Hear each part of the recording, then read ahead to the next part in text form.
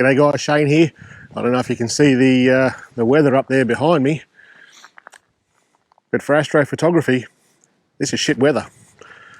So this week we're not doing something with astrophotography for the 5 Minute Fridays. What are we going to do? We'll do, say, let's do six tips. Let's go 7 tips. 7 tips to understand your phone camera a bit better with the iPhone 11 Pro. Let's get into it.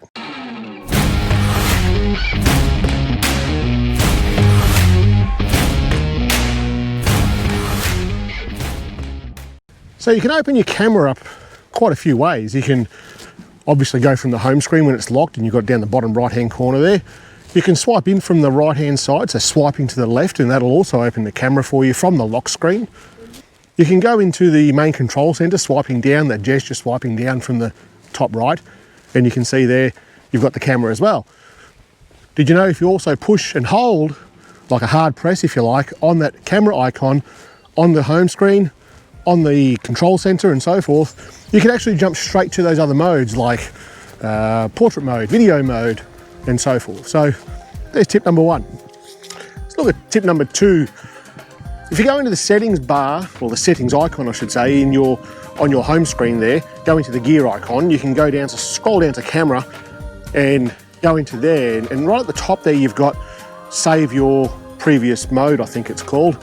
So if you're someone who shoots, say, a lot of portrait mode on your phone, or you're someone who shoots a lot of video mode on your phone, and every time that you go into your phone camera, it goes back to default with the photo, you can actually preserve those previous settings, and every time you open the camera, it will have the previous settings. So give that a go if you're into that. The grid lines are there also, tick the grid lines. I've spoken about that before, I'll link up the top here about that sort of thing. And you've also got shooting outside of the frame. That's a pretty cool feature there. It happens on the iPhone 11 Pro and it happens on the iPhone 11 as well, I think. Basically what that's going to let you do is shoot things that are outside of the regular ratio, which is 2:3 on the iPhone. So, and you can see that later on in the edit.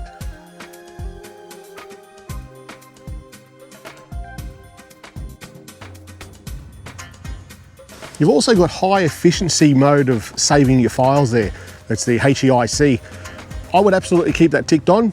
It uses up a lot less memory on your phone and it's compatible with all your Mac devices if you're a Mac person. And as long as things like your computer, if you're not a Mac person, if your computer is kept up to date, or the places that you go to get these things printed is reasonably up to date, you're going to be able to use them anyway. You know how to set focus, just touch the screen. You know how to set exposure, just touch the screen. When you see that little sun icon next to that square that you've just pushed there, you can slide that up and down and adjust the exposure that way. If you push and hold, you'll see the AE and AF lock up the top. That's the auto exposure, auto focusing lock. And you can use that to do some pretty creative things like blur, foregrounds and stuff like that. On the iPhone 11 Pro and the iPhone 11, they've changed the way that you do burst mode. So on the older cameras, you used to push the shutter button and hold it, and it would do a burst. Now what you need to do is push it and slide it to the left and it'll do a burst. If you push it and hold it, you'll start video. When you go into portrait mode, you can actually adjust the aperture of this portrait mode. Now it doesn't do it with a physical aperture, it does it digitally. But did you know that you can do it afterwards? So if we take the photo, when we're taking the photo, you can adjust the aperture by hitting the f-stop up the top there, and you can adjust the amount of blur, if you like, in the background. But because it's done digitally and it's on the phone, you can actually go into the edit afterwards and change it as well.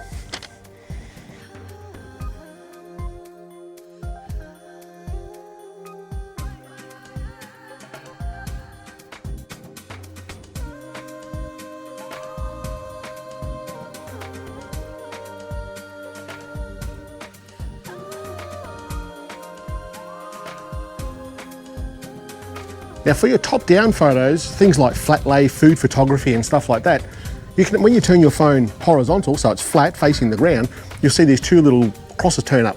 When those crosses are lined up, it's like a spirit level, like a builder spirit level.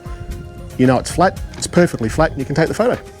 Tip number 7, time-lapse photography. Well, we all know what time lapses are. Here's a couple here, and basically what it does is you set it up on the camera, it takes a photo every second, every 2 seconds. I'll link a video up the top here and explain how on the iPhone, What Apple have done is the longer that you take the photo, the longer that you take that time lapse, the more frames it will cut out so that your video isn't too long. Opposite to that, if it's a short time lapse, it will take more frames so your video is a bit longer. It's quite clever the way it does it. But a hyperlapse, what about a hyperlapse? Hyperlapses are when you're moving around with a time lapse. When you do it with a camera, it's generally pretty time consuming to do. If you do it with a time lapse, basically you walk around with time lapse on and you can throw the camera onto little angles and stuff like that and give it some cool effects. Well, that was number 7, and now it started to bloody rain. There's no Astro today. All right, guys, that's 5 Minute Fridays. I'll see you guys next week.